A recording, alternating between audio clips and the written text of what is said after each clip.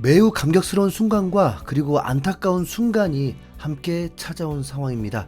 이강인이 2023년 7월 9일 PSG에 입단하면서 곧바로 현지에서 머무르고 팀 훈련에 참가하면서 녹아들기 위해서 많은 노력을 기울이고 있었고, 드디어 2주 만에 프리시즌 첫 경기가 열리게 되면서 이강인이 선발 출전으로 3톱의 오른쪽 윙어로 출전을 하게 되었습니다. 리그 개막전이 아닌 프리시즌 훈련 일종의 경기였는데도 엄청난 주목을 받는 건 이강인이 속한 파리 생제르맹이 빅클럽으로서 좋은 선수들을 보유하고 있고, 그 선수들과 팀을 이뤄도 이강인이 포텐이 터질 수 있을까 매우 궁금했기 때문입니다. 물론 먼저는 기대감이 더 컸던 거지만 감독과 선수들 사이에서는 어떤 평가를 받을지 경기로만 느낄 수 있기 때문에 이 경기가 주목받은 거죠. 결론부터 말씀드리면 이강인은 전반 42분을 뛸 때까지 팀 내에서 가장 돋보이면서 좋은 평점을 받는 활약을 펼쳤고, 안타까운 소식은 전반 마치기 직전에 갑자기 허벅지 뒷근육을 만지면서 인상을 쓰더니 교체가 되었습니다. 팬들이 가장 걱정한 바로 부상을 입었습니다. 컨텐츠를 제작하고 있는 지금 시간까지는 이강인의 부상 여부에 관해서 아무 소식도 전해지고 있지 않습니다. 만약 부상이 조금 심각하다면 투어가 문제가 아니라 한국 방문이 문제가 아니라 리그를 준비하는데 이강인이 빠진다는 게 매우 치명적인 상황입니다. 왜냐하면 단 한 경기만으로도 이강인이 엄청 중요한 선수이고 팀에 꼭 필요한 선수인 것을 각인시켜줬기 때문입니다. 네이버 TV를 통해서 중계된 이강인의 경기는 파리 생제르맹 훈련장에서 경기가 열렸습니다. 상대는 르하브르라는 올 시즌 승격팀이었습니다. 2년 전에도 한번 경기를 한 적이 있는데 당시에는 9대 0으로 대파를 했었기 때문에 은근히 골폭풍을 기대했는데 최종 스코어는 2대 0으로 비교적 힘겹게 승리를 거두었습니다. 파리 생제르맹의 훈련장은 최첨단 시설로 알려져 있고 이미 구단 영상을 통해서 필드에서 뛰는 선수들을 보긴 했지만 원거리에서 카메라에 담은 훈련장은 감탄이 나올 정도로 매우 훌륭해 보였습니다. 자정시간에 열린 이 경기는 프리시즌임에도 불구하고 15만 명 이상이 접속해서 폭발적인 인기를 실감하게 되었고, 스마트폰에서는 한 번에 너무 많이 몰리면서 접속 불가가 뜨기도 했습니다. 파리 생제르맹의 새로 부임한 감독인 엔리케 감독은 예고되었던 4-3-3 포메이션으로 선수들을 출전시켰는데 르텔리의 골키퍼부터 하키미, 페레이라, 리카엘 헤난데스, 크루자와 우가르테, 루이스, 에메리, 아센시오, 가르비, 이강인이 선발 출전하게 되었습니다. 많은 관심을 받고 있는 신예 선수와 이번에 입단한 선수들, 그리고 하키미 같은 월클 선수까지 골고루 섞인 팀이었죠. 솔직히 은근히 바랬던, 아쉬움을 떨칠 수 없는 건 음바페, 네이마르가 실전 경기에서 이강인과 호흡을 맞추는 걸 볼 수 없었다는 것입니다. 음바페는 명단에 포함되어 있었고 후반전에 추가골을 넣는 역시 명불허전의 모습을 보여주었습니다. 지금까지 축구 매체들의 예상 라인업에는 이강인이 2선 미드필더이기도 하고 오른쪽 윙어이기도 했었는데 첫 번째 경기에서는 오른쪽 윙어였습니다. 이 부분 하나만으로도 이강인을 공격적인 선수로 인정하고 있다는 것이죠.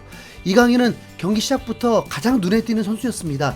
전반 2분 만에 멋진 턴과 테크닉으로 상대 선수가 넘어져 버리는 퍼포먼스를 만들어줬습니다. 경기가 묘기 부리려고 출전한 건 아니지만 현지 팬들에게 각인시킬 수 있는 멋진 장면이었죠. 세계 최고 오른쪽 윙백 중 한 명으로 평가받는 하키미와의 호흡도 매우 좋았고, 이강인은 슈팅의 욕심보다 선수들에게 기회를 주는 데 집중했습니다.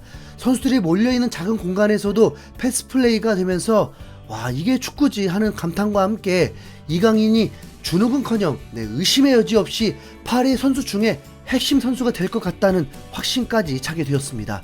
이게 빈말이 아니라 다른 역할을 소화해야 하는 동기생 우가르테와 아센시오는 불안함을 주었고, 특히 아센시오는 중앙 공격수로 출전했는데 별다른 활약을 하지 못하고 위협적이지도 않았습니다. 결국엔 프리시즌이 중요한 게 아니라 리그가 중요하고 베스트 11이 누구인지가 궁금한 건데, 네이마르, 음바페가 출전을 한다고 봤을 때 과연 오른쪽 윙어가 누가 될 것이냐 했을 때 이강인이 더 우위에 있다고 볼 수 있을 것 같습니다. 경기 평점도 아센시오는 6.4, 이강인은 7.2를 받았습니다. 전반 27분에 이강인이 박스 안에서 아센시오에게 볼을 연결해 주었는데 두 선수의 호흡이 살짝 아쉬웠고, 전반 30분 이강인으로부터 시작된 공격에서 하키미 크로스를 아센시오가 슈팅을 보냈는데 골키퍼에 막혔습니다. 이후 가르비의 슈팅도 골문을 벗어나고요.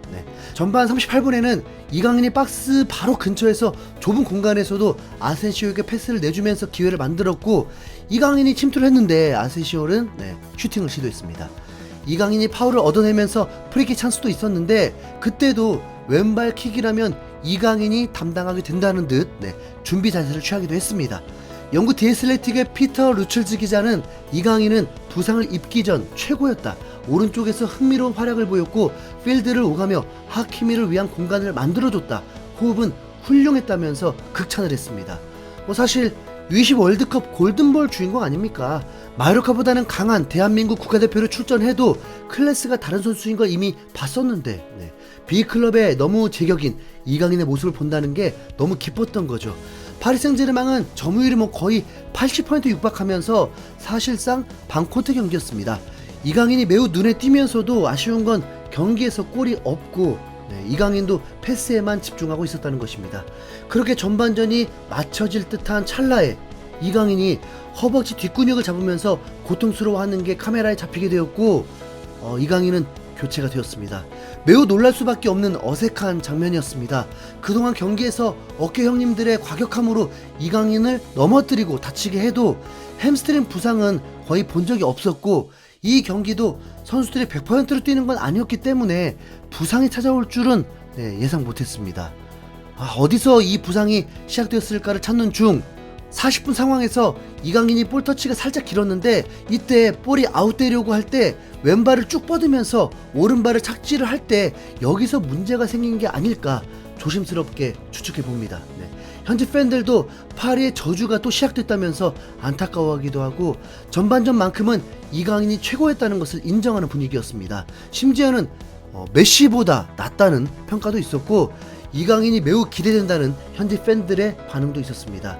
결국 이 경기의 이슈는 이강인의 부상이 되고 말았습니다. 디애슬레틱 기자는 하프타임 직전에 타격을 입었다, 햄스트링 부상처럼 보였다, 전반에 정말 날카로운 선수였다, 심각하지 않기를 바란다. 프랑스 르파리지앵은 전반전에 매우 좋은 활약을 보인 이강인은 허벅지 뒤쪽을 잡았다, 스태프들과 간단한 논의를 마친 후 그라운드를 빠져나갔다고 전했습니다. 이러면 이강인의 일본 투어와 한국 방문도 차질이 생길 수 있었는데, 경기를 마친 후에 구단 홈페이지를 통해서 명단에는 이강인이 그대로 포함이 되었습니다. 부상 정도가 확인되고 있진 않았지만 그래도 정상적으로 참여한다는 것 자체가 매우 희망적이라고 볼 수 있겠죠.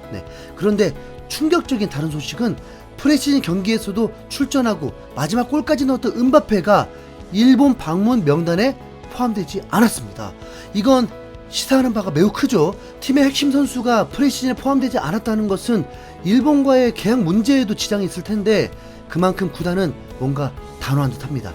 구단은 이미 7월 말 안에 결정하라고 최후 통첩을 날렸었는데, 음바페를 정말로 벤치에 두게 하거나 올 시즌에 떠나보내려고 하는 것일 수 있습니다. 로마노 기자는 이 결정은 구단에서 한 것이고, 음바페가 이미 내년에 레알 마드리드에 합류하는 조건에 합의한 걸로 확신한다고 했습니다. 분명 재활 중인 네이마르는 일본에 가는데 프리시즌 경기에서 골까지 넣은 음바페가 빠진다는 건 앞으로 PSG에 대혼란을 줄 것으로 보입니다. 그냥 너도 빨리 떠나라, 그냥 강인이 힘들게 하지 말고. 근데 PSG 경기를 보니까 최소한 공간 침투 능력 있는 공격수가 필요하다는 느낌은 확실히 드네요. 자, 다음 컨텐츠로 찾아오겠습니다. 이상 흰수염고래였습니다. 감사합니다.